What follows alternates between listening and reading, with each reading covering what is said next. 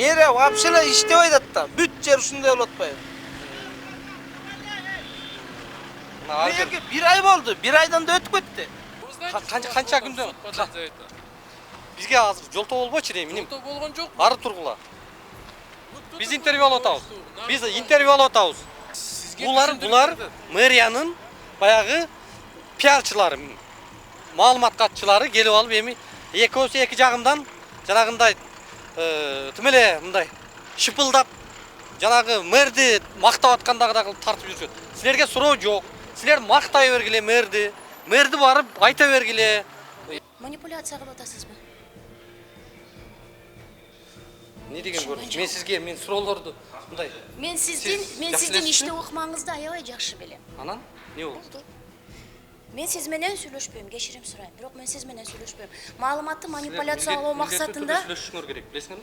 дагы эмне кылышым керек? Силерде мыйзамда көрсөтүлгөн функционалды аткарышыңар керек. Дагы Же мага көрсөтүлгөн булук келсе мыйзамда аткарбайсыңар. Улукбек Карыбек уулу аябай жакшы мыкты деген журналист. Бирок ошол эле кезде мэрдикин анчалык ушул эле жагынсаңар башка жол менен жагылгыла айланайын. Анда электорат билем, мына иштебей бош турат. Эртең менен биз 7-де магазин ачып иштейбиз.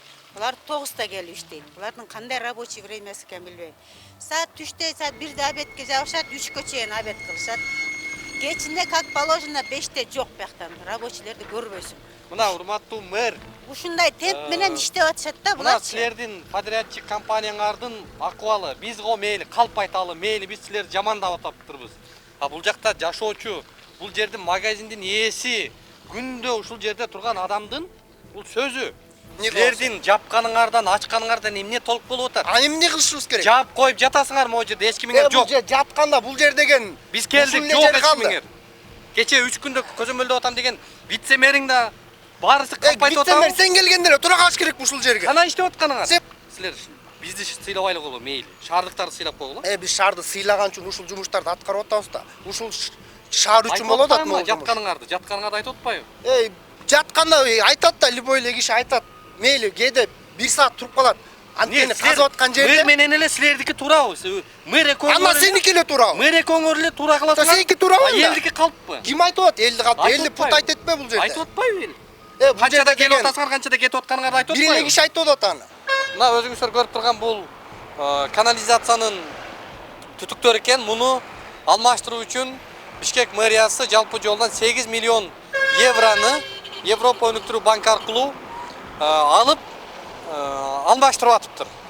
Бул деген жакшы шаар тургундары үчүн инфраструктура өнүксө, бул жакшы көрүнүш.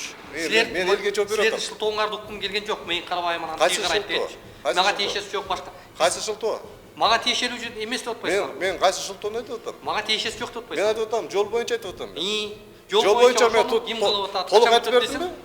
Жок, сиз айтып атасыз, мага карабайт деп атпайсызбы? Жолду толук айтып бердимби? Жок. Канализация боюнча азыр тийиштүү вице-мэр келип айтып берет анда.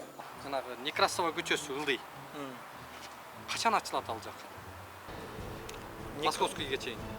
Некрасова көчөсү ал ушул Гагаринадан баштап. долбоордун негизинде Бир да техника жок аерде азыр. Мына ушул жолду бүткөнүнө менимче көп эле болду да. Бирок ал жагын тетиги Московский көчөсүнө жаап койгон. Бул жактан барат дагы азыр бул Молодая гвардияга бурулуп кетишет. Бирок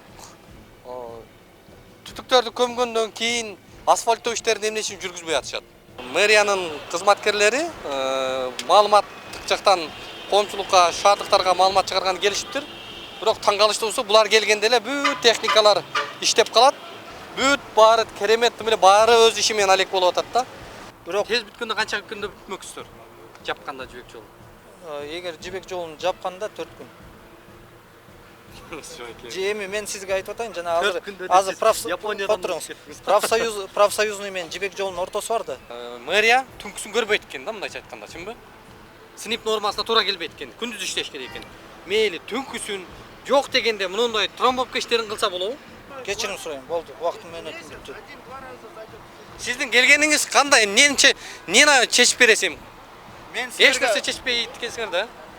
Биз чечип атабыз, өзүбүздүн шартыбыз менен иштеп атабыз. Сиз жөнүнө талап кылдык деп айтпашыңыз керек. Анткени сизде протокол менен тапшырма берип, кат жазып, бир далил барбы? Качан талап кылдыңыз ушуну? Мынакей буякта водоканал директору турат мынакей. Бул маселе боюнча далил албетте бар. Канча жолу сиздерге вице-мэр талап кылды? Ар бир 3 күндө талап кылып атышат магачы. Неге талаптан да аткарбай атасыздар? Эмнеге аткарбай атабыз? Бул өз Төлөмүнө жараша төлөнүп атса акча. жок, төлөмүнө сиз да туура түшүнүңүз. Ушул жөн эле жаткан, бул жагы бүткөн, бирок ачпай көгөрүп эле отурушкан да. Мына эми азыр бул подрядчик компанияларга талап кылып атып, азыр бул жакты ачтырдык.